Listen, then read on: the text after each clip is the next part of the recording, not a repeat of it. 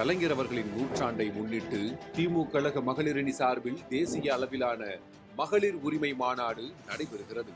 தமிழ்நாடு முதலமைச்சர் தளபதி அவர்களின் தலைமையில் அன்னை சோனியா காந்தி உள்ளிட்ட பல முக்கிய தலைவர்கள் மாநாட்டில் உரையாற்ற உள்ளனர். திமுக துணை பொதுச் செயலாளர் திருமிகு கனிமொழி கருணாநிதி அவர்கள் முன்னிலை வகிக்கிறார். நாள் அக்டோபர் 14, நேரம் மாலை 4:30 மணி அளவில். இடம் நந்தனம் YMCA திடல், சென்னை. அனைவரும் வாரீர். Honorable Chief Minister of Tamil Nadu, Thalapathy MK Stalin, I have to say it's a great honor to come face to face with you, sir, for the first time. Former Jammu and Kashmir Chief Minister Mehbooba Mufti ji, Honorable Member of Parliament Kandi Mohi ji, Indian National Congress General Secretary Priyanka Gandhi ji, NCP Working President Supriya Sule ji, Subhasini Ali ji, Miss Annie Raja, Leshi Singh ji, Rakhi Bidlan ji, and many of the eminent members of parliament, MLAs, ministers of the DMK party, and the electrifying caucus of women who have gathered here today to pay tribute to their great leader, Dr. Karunanidhi ji. I am absolutely elated to represent my party, All India Trinamool Congress, in the centenary year celebration of Kalangiyar Dr. Karunanidhi, the longest serving Chief Minister of Tamil Nadu. On behalf of my leader, Honorable Chief Minister of Bengal and Chairperson of the party, Mamata Banerjee, I pay my respectful tribute to him. This is a significant platform to speak about the future of women in India. The esteemed speakers here on stage and everybody attending this discussion today will agree that Dr. Karunanidhi has a legacy of work driven towards social justice and equality of all. His initiatives were path-breaking, not just for women, but I have to say, for the third gender. He set a new precedent in Tamil Nadu by starting a welfare board for them. Till today, he is remembered for giving equal right to women to ancestral property for the first time in India. And last but not the least, a jobs quota, a government jobs quota was given by Karunanidhi ji in Tamil Nadu.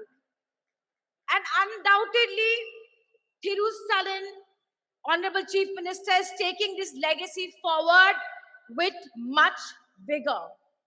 I would like to tell the Chief Minister that I Googled and I could not finish counting the number of welfare policies Thiru Stalin has done for the women of Tamil Nadu. The backdrop of this meeting is all of us have come together, look to assess and look at the future of women in India. And what is the backdrop? The backdrop is the recently passed Women's Reservation Bill in the month of September. Historically, if we look at the debates of the Constituent Assembly, we will see that the women members of the constituency were in two minds whether there should be reservation or not. But they believed that political segregation was not the way and it would amount to dilution of equality.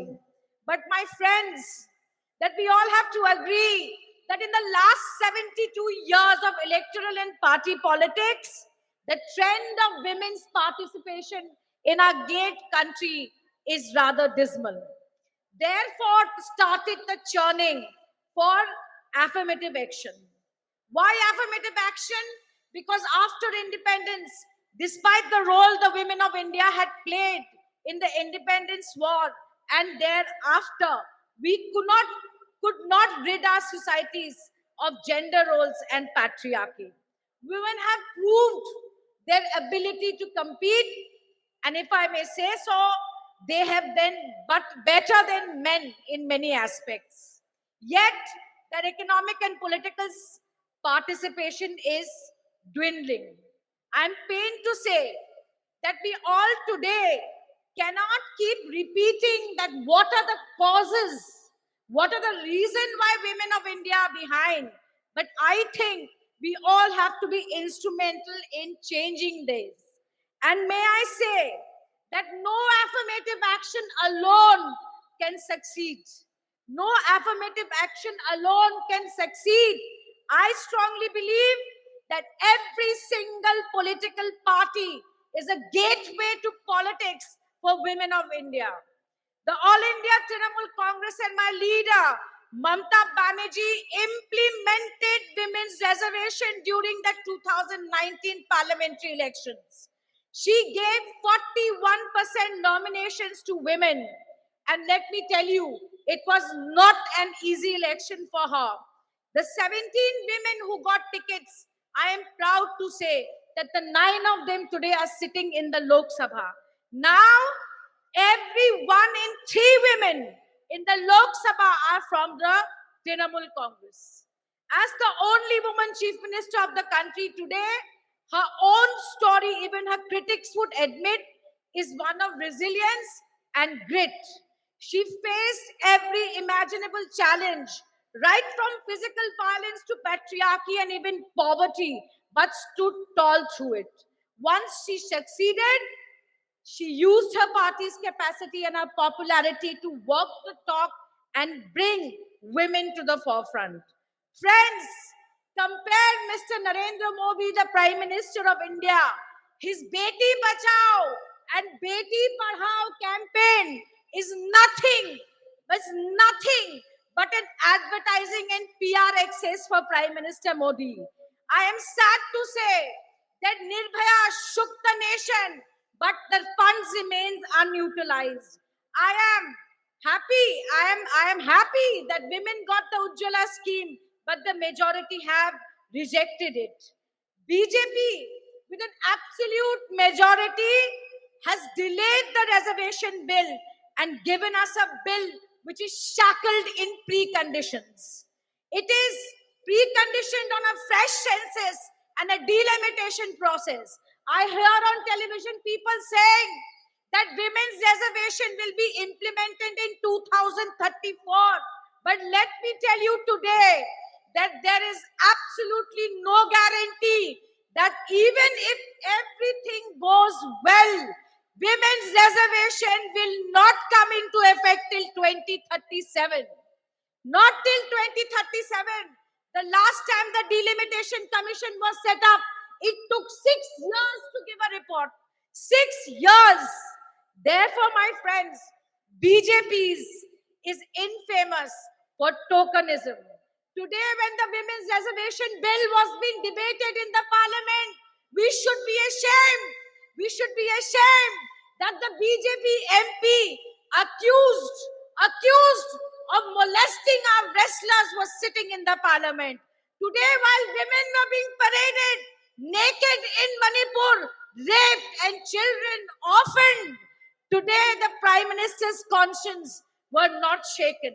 But like I said, how do we do it differently? And the only thing that I can think of is where women have voted in greater numbers, why should they remain at a minimum of a bare number of 9% in the Lok Sabha? If we want to change this, I feel that there has to be political will. I hope that you will agree with me that it is everyone's duty, every political party's duty to demolish the systemic and systematic discrimination and marginalization of women within parties has to stop. It must stop. We have to show the political will to have women in more substantive positions. But last but not the least, and I'm about to end my speech, that we have to recognize that to bring women to the forefront of politics, we need progressive male leaders like Dr. Karunanidhi. We need progressive male leaders like Shri Rajiv Gandhi ji who gave the Panchayati Raj reservation. We need social activists like Raja Ram Mohan Rai who banished, who stopped sati. I have absolutely no doubt in my mind that India parties will come to power in 2024 and oust this regressive and anti-woman regime that is ruling the country and convert and turn this Women's Reservation Act into the greatest enabler in the history of this country for women amendment. I end my speech by quoting the only woman prime minister in this country, Indira Gandhi ji. There are two kinds of people: those who do the work and those who take the credit. While Prime Minister Modi takes credit for travesty of a law in the name of reservation, let us who are sitting here do the real work towards greater political representation women. With these words, I once again thank the DMK party. I thank the women wings of the DMK party and your patience for listening to me. Jai Hind. Thank you very much.